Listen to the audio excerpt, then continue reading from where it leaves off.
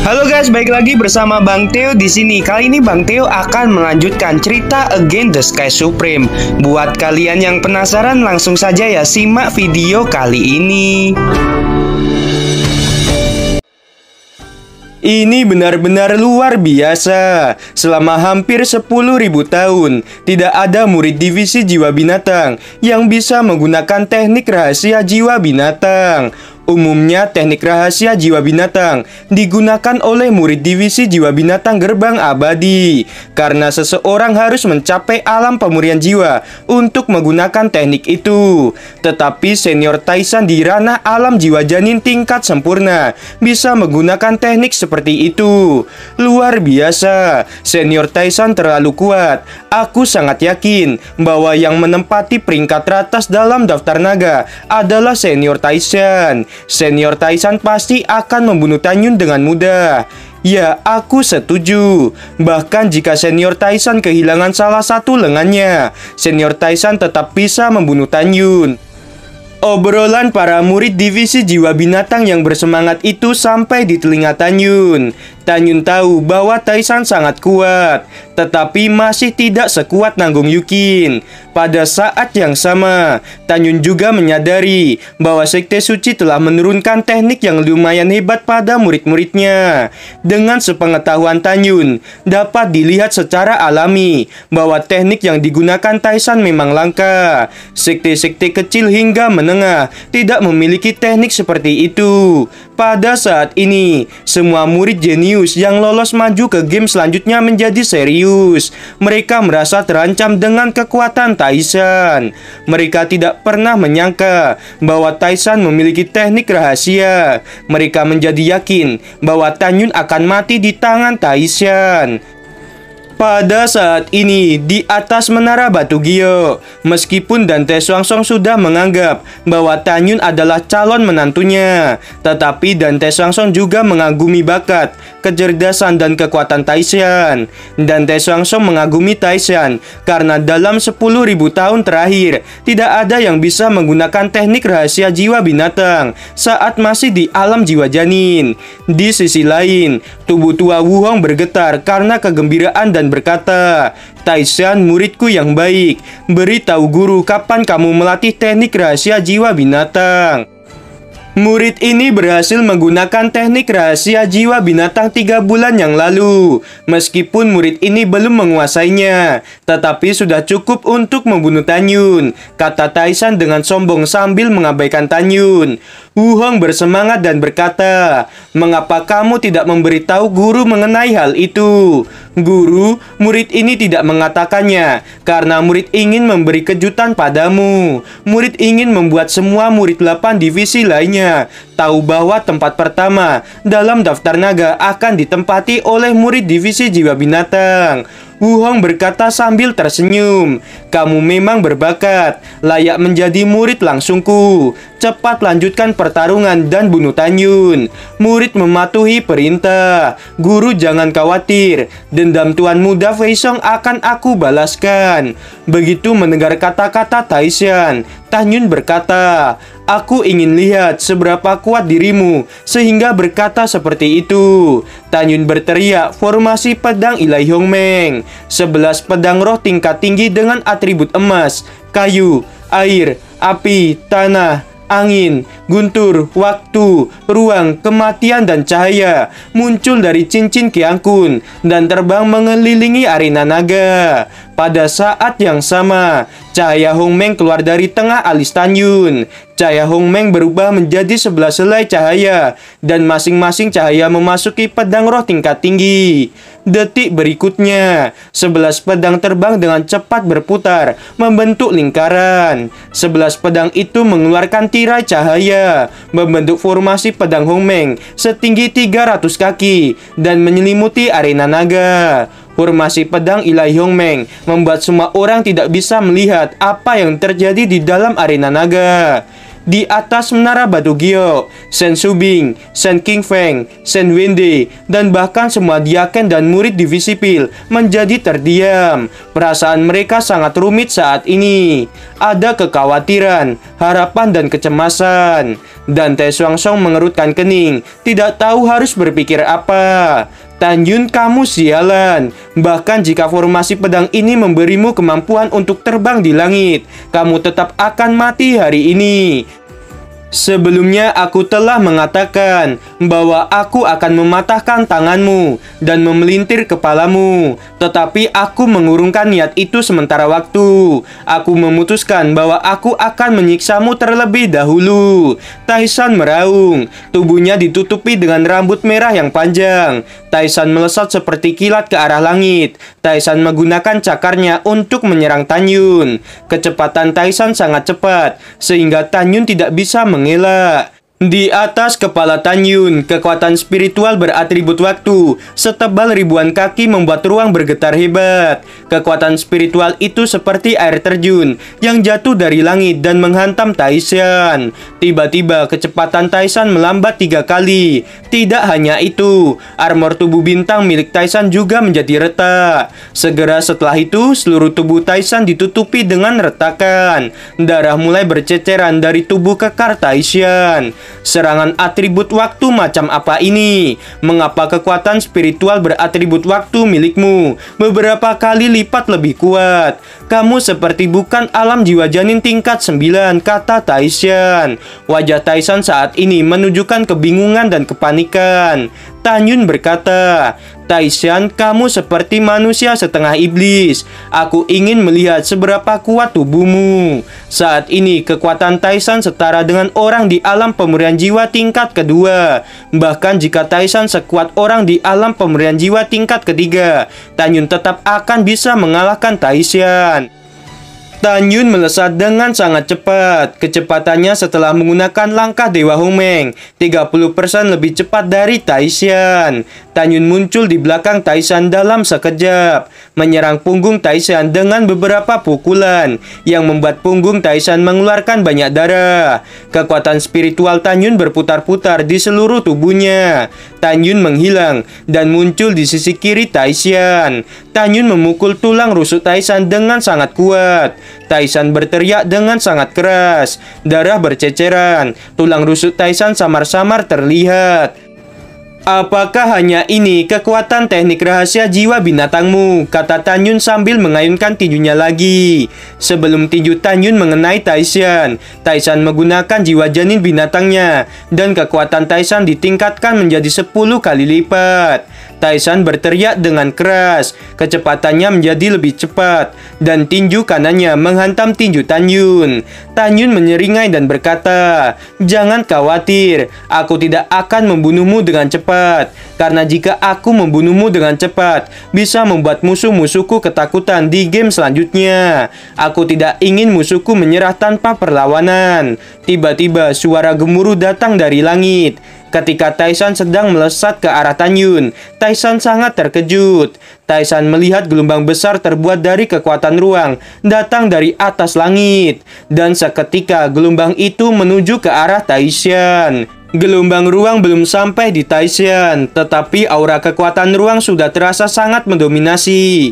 Tai Shan merasakan kekuatan tak terbendung menuju dirinya. "Ini tidak bagus," kata Tai Shan sambil panik. "Jika aku terkena gelombang ruang, maka kecepatanku akan menjadi lambat beberapa kali lipat." Tai Shan menaiki pedang terbang. Dirinya ingin sekali menghindari gelombang ruang milik Tan Yun. Tetapi karena kecepatan gelombang ruang lebih cepat darinya, gelombang ruang itu menghantam Tai Shan. Pada saat ini, Tan Yun menggunakan langkah Dewa Hongmeng. Setiap kali Tan Yun berkedip, Tan Yun akan melewati 300 kaki jauhnya. Setelah berkedip 3 kali, Tan Yun muncul di atas Tai Shan. Kaki kanan Tan Yun dipenuhi kekuatan spiritual yang kuat. Tan Yun mengayunkan kakinya ke arah kepala Tai Shan. Suara ledakan terdengar dengan keras. Kulit bagian kepala Tai Shan terkelupas. Rambut Tai Shan menjadi rontok dan tubuhnya jatuh ke ke bawah.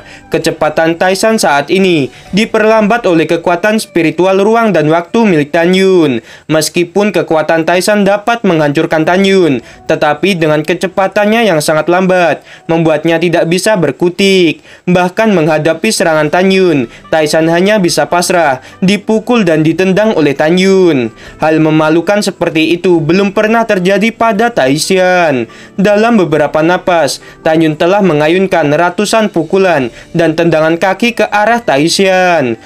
Pada saat ini, tubuh Taishan masih tetap utuh. Itu karena Taishan menggunakan teknik tubuh bintang, teknik rahasia jiwa binatang, dan ditambah dengan menggunakan jiwa janin binatangnya yang meningkatkan 10 kali lipat kekuatannya.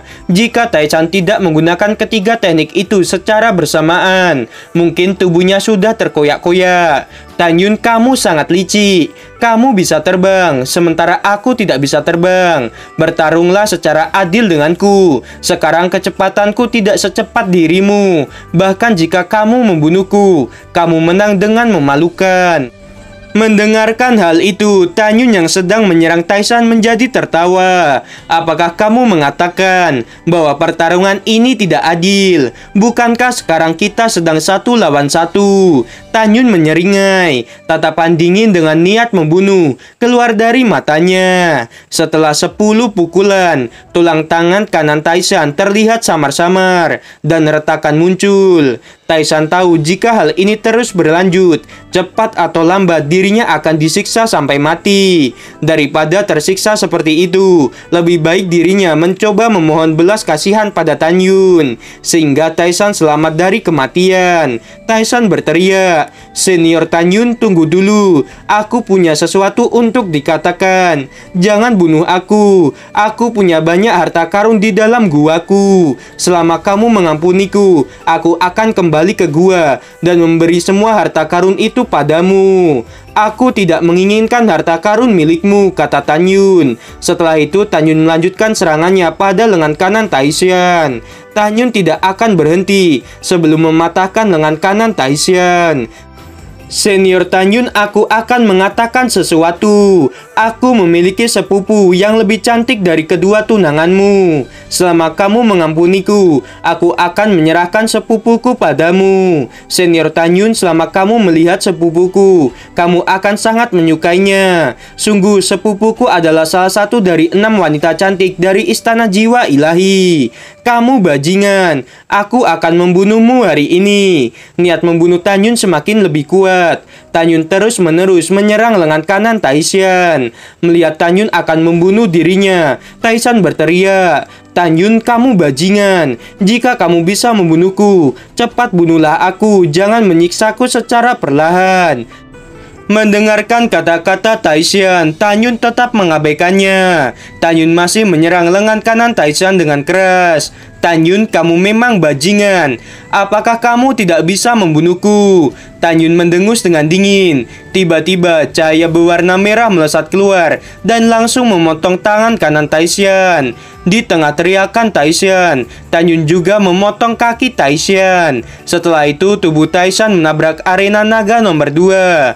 Pada saat ini, cahaya pedang merah itu berubah menjadi pedang terbang ilahi milik Tan Yun, yaitu Huowu. Tan Yun melesat dari langit dan kemudian muncul di arena naga nomor 2. Pada saat berikutnya, Tan Yun menginjak tubuh Taishan dan berkata, "Aku punya pedang untuk membunuhmu, namun aku tidak akan membunuhmu dengan pedang milikku. Kamu akan segera tahu mengapa aku terus-menerus menyerang tangan kananmu. Tan Yun, kamu binatang. Apa yang kamu inginkan?" Taishan meraung dengan suara serak. Segera Tan Yun menggenggam dagu Taishan dengan kedua tangannya dan berkata sambil mencibir, "Aku akan mematahkan lehermu. Tenang saja, kamu tidak akan merasakan sakit setelah itu." Mendengarkan hal itu, mata Taishan melotot. Wajahnya penuh kepanikan dan keputusasaan. Setelah Tan Yun mematahkan leher Taishan, teriakan Taishan berhenti tiba-tiba. Itu tandanya Taishan telah mati. Setelah kematian Taishan, Tan Yun tidak segera menghilangkan formasi pedang ilahi Hongmeng.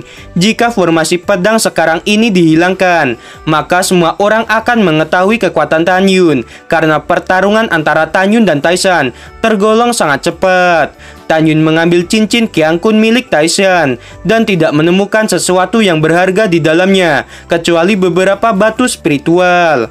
Tan Yun mengambil batu spiritual dan membuang cincin Qiang Kun.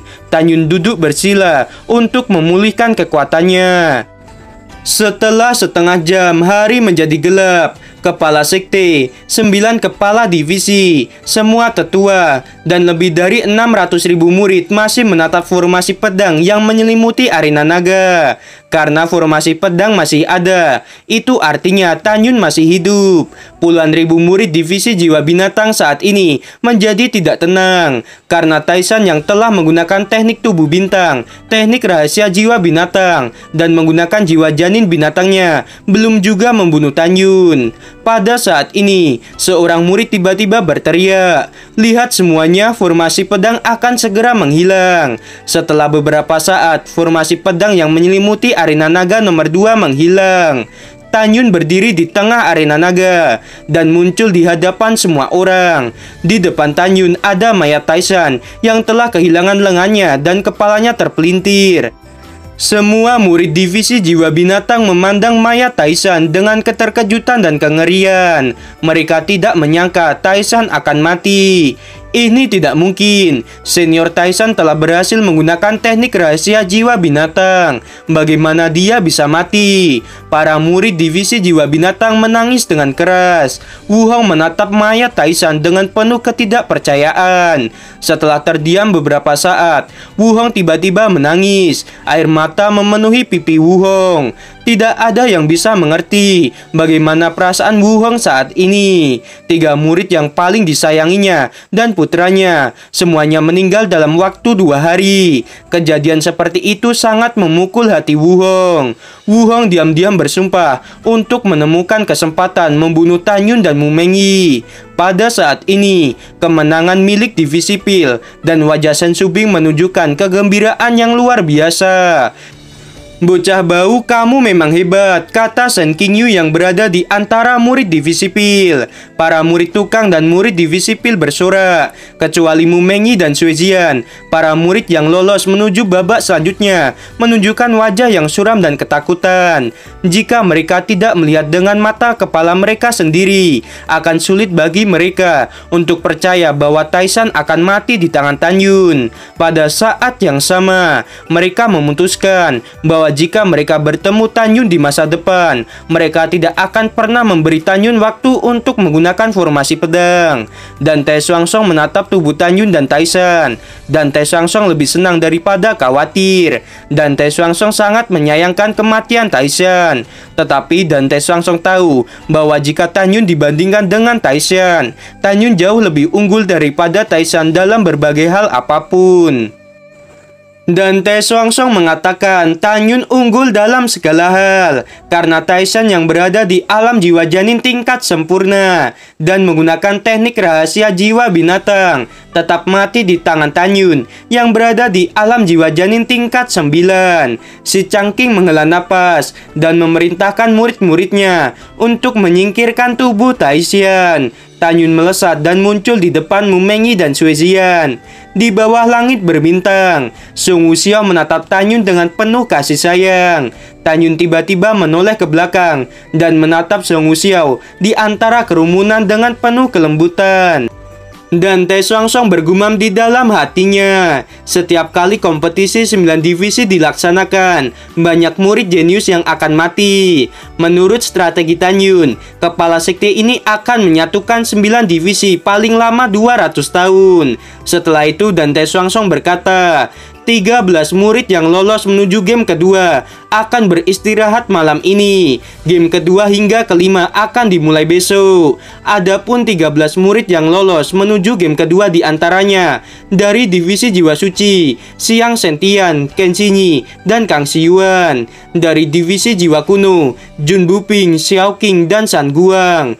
Dari divisi Angin dan Guntur, Luren dan Gu Yishan. Dari divisi 5 Jiwa, Sui Zian. Dari divisi Jiwa Binatang, Cheng Song. Dari divisi Jimat, Huang Futingfeng. Dari divisi Pil, Tan Yun dan Mu Mengyi. 13 murid tadi kembali ke barisan divisinya masing-masing. Setelah itu, kepala divisi yang memiliki murid lolos menuju game kedua, meninggalkan Menara Batu Gio, dan muncul di depan masing-masing muridnya yang lolos menuju game kedua. Setiap kepala divisi menggunakan penghalang kedap suara dan menjelaskan sesuatu pada muridnya. Kepala Jiwa Suci memandang Xiang Sengtian, Ken Xinyi, dan Kang Xiyuan yang berlutut di depannya dan berkata, "Apakah kalian tahu mengapa guru memanggil kalian?" Murid mengetahuinya. Ketiganya berkata serempak, "Membunuh Tan Yun dan Mu Mengyi serta Sui Zian." "Betul sekali. Tan Yun telah membunuh cucuku dan sekarang waktu yang tepat untuk melakukan balas dendam. Kalian harus ingat, jika kalian bertemu dengan Tan Yun, kalian harus membuatnya mati." Ketiganya berkata serempak. Murid mematuhi perintah. Setelah kepala Jiwa Suci mengangguk, ekspresinya agak serius. "Guru telah mengamati 6 murid kuat yang harus kalian waspadai. Keenam murid itu adalah Tan Yun, Mu Mengyi, Jun Buping, Xiao Qing, San Guang, dan Huang Futingfeng." Setelah mendengarkan hal itu, ketiganya berkata serempak, "Murid akan mengingat perkataan guru." Di penghalang kedap suara lainnya, kepala Jiwa Kuno memandang Jun Buping, Xiao Qing, dan San Guan, lalu berkata, "Ingat, ada 6 lawan yang kuat. Mereka adalah Tan Yun, Mu Mengyi, Xiang Sentian, Huang Futingfeng, Ken Xinyi, dan Kang Xiyuan." Pada saat yang sama, kepala Angin dan Guntur memandang Luren dan Gu Yishan, lalu berkata, "Ingat, jika kalian bertemu Tan Yun, Mu Mengyi, Ken Xinyi, Kang Xiyuan, Jun Buping, Xiao Qing, San Guan, dan Huang Futingfeng, kalian harus mengakui kekalahan." Luren sedikit bingung dan bertanya, "Guru, mengapa kita harus mengaku kalah? Aku ingin mencoba bertarung dengan mereka." Kepala Angin dan Guntur menatap Luren dan berkata, "Apakah kamu tidak mengerti maksud gurumu ini? Tan Yun, Mu Mengyi, Ken Xinyi, dan Kang Xiyuan jelas-jelas kekuatannya pasti di atasmu. Terutama Kang Xiyuan dan Tan Yun, mereka benar-benar kejam." Di lain tempat, si Changqing dan Muronghong memanggil Cheng Song. Murid memberi hormat pada kepala divisi dan kakek, kata Cheng Song sambil berlutut dan menatap keduanya. "Bangunlah." Si Changqing meminta Cheng Song untuk berdiri dan berkata, "Kepala ini telah berdiskusi dengan kakekmu. Dalam duel besok, jika kamu bertemu Luren, Gu Yishan, dan Sui Zian, kamu akan bertarung. Jika kamu bertemu orang lain, cepat menyerah saja." Cheng Song terkejut, kemudian membungkuk dan berkata, "Murid mematuhi perintah." Setelah si Changqing meninggalkan penghalang kedap suara, Cheng Song menundukkan kepalanya dan berkata, "Kakek, aku sangat mengecewakanmu. Aku ingin membunuh Tan Yun dan Mu Mengyi dan membalaskan dendam sepupuku. Tapi aku tahu bahwa aku bukan lawan mereka. Kamu tidak perlu menyalahkan dirimu." Muronghong mengambil napas dalam-dalam dan berkata lagi, "Sepupumu menyukai Mu Mengyi ketika dia berada di gerbang luar, tetapi meninggal karena Tan Yun."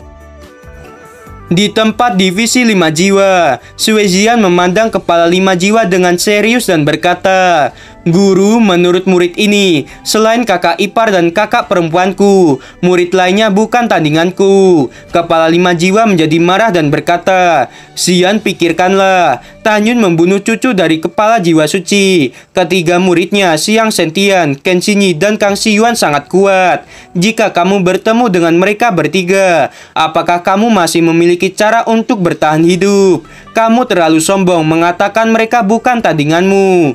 Guru tidak ingin mendapatkan 8 besar peringkat naga. Guru ingin kamu mundur dari kompetisi. Jika tidak, guru akan mengusirmu." Setelah selesai berbicara, kepala 5 Jiwa pergi dari Sui Zian. Suezian berjalan menuju kerumunan murid divisi pil dengan tidak senang. Dan Yu yang melihat Suezian lalu berkata, "Kakak Xian, apakah kamu mencari kakak Tan? Aku bukan kakakmu. Jika kamu memanggilku dengan sebutan kakak sekali lagi, aku akan membunuhmu." Dan Yu berkata, "Senior Suezian, tenangkanlah amarahmu." Suezian mendengus dengan dingin dan berkata, "Di mana kakak perempuanku dan kakak iparku?" Dan Yu berkata, "Mereka dipanggil oleh kepala divisi." Di tempat lain, di dalam penghalang kedap suara, Shen Qingfeng, Shen Qingyu, dan Shen Wende berdiri di belakang Shen Shubing. Di depan Shen Shubing ada Tan Yun dan Mu Mengyi yang berdiri berdampingan. Shen Shubing memandang keduanya dan berkata, "Setelah melihat pertarungan antar murid divisi lainnya, apakah kalian bisa menjadi juara? Kalian adalah harapan divisi pilku di masa depan. Aku tidak ingin terjadi sesuatu pada kalian berdua." Mendengarkan hal itu, Mu Mengyi membungkuk dan berkata, "Kepala, di dalam hati murid ini, murid tidak takut pada siapapun kecuali Tan Yun." Tan Yun berkata, "Kepala, murid ini sudah mengatakan 2 hari yang lalu bahwa murid ini pasti akan mendapatkan peringkat teratas. Bahkan jika murid ini tidak mengikuti kompetisi, Mu Mengyi juga bisa mendapatkan peringkat teratas." Shen Shubing berkata, "Karena kalian memiliki kepercayaan diri seperti itu, kepala ini menantikan penampilan kalian berdua." Setelah itu, Tan Yun, Mu Mengyi, dan Suezian duduk di rumput untuk melihat bulan di langit. Tidak lama kemudian, Sung Wuxiao datang dan duduk di sisi kanan Tan Yun. Mu Mengyi melihat Tan Yun yang sedang menatap langit. Mu Mengyi memeluk Tan Yun dan berkata, "Aku percaya suatu hari kamu akan bisa balas dendam pada semua musuhmu." Pada saat ini, Sung Wuxiao menatap langit. Matanya yang indah dipenuhi dengan niat membunuh dan berkata, "Tan Yun, aku telah memutuskan bahwa di masa depan aku akan fokus pada kultivasi dan melepaskan seni pemurnian senjata. Aku ingin meningkatkan kekuatanku sesegera mungkin, lalu membantumu membalas dendam. Apakah kalian menyembunyikan sesuatu dariku?" kata Suezian dengan kebingungan. Mu Mengyi dan Sung Wuxiao memandang Suezian dan berkata serempak, "Tidak ada yang kami sembunyikan." Suezian berkata dengan marah, "Apakah kalian menganggapku sebagai orang asing? Kakak ipar, apa yang kamu sembunyikan dariku? Jika kamu tidak mengatakan padaku, aku akan mengabaikanmu di masa depan." Mendengarkan hal itu, Tan Yun memandang Suezian dan berkata, "Itu bukan apa-apa. Kakak ipar, apakah kamu sudah berkata dengan jujur?" Setelah itu Suezian berkata lagi, "Kakak ipar, apakah kamu masih ingat kejadian saat aku mengirim surat dari kakak Mengyi dan kakak Xiao padamu saat itu?" "Aku tidak mengerti apa yang kamu katakan," kata Tan Yun dengan bingung. Kejadian yang dimaksud Suezian adalah kejadian saat Suezian menutup mata Tan Yun dan meminta Tan Yun untuk menebak siapa yang menutup mata Tan Yun saat itu. Setelah itu, Suezian menuliskan beberapa kata sambil terlihat malu saat ini. "Kalian bertiga pasti menyembunyikan sesuatu dariku. Jika kakak ipar tidak mengatakannya, aku akan memberitahu kakak Mengyi dan kakak Xiao tentang pelecehanmu." Tan Yun ingat dengan jelas bahwa alasan mengapa Tan Yun bisa menebak Suezian saat itu karena dada Suezian menempel pada punggung Tan Yun. Tan Yun menilai dari ukuran dada dan menyimpulkan bahwa Suezian yang sedang menutup matanya. Sekarang Suezian mengancam Tan Yun dengan kejadian tersebut.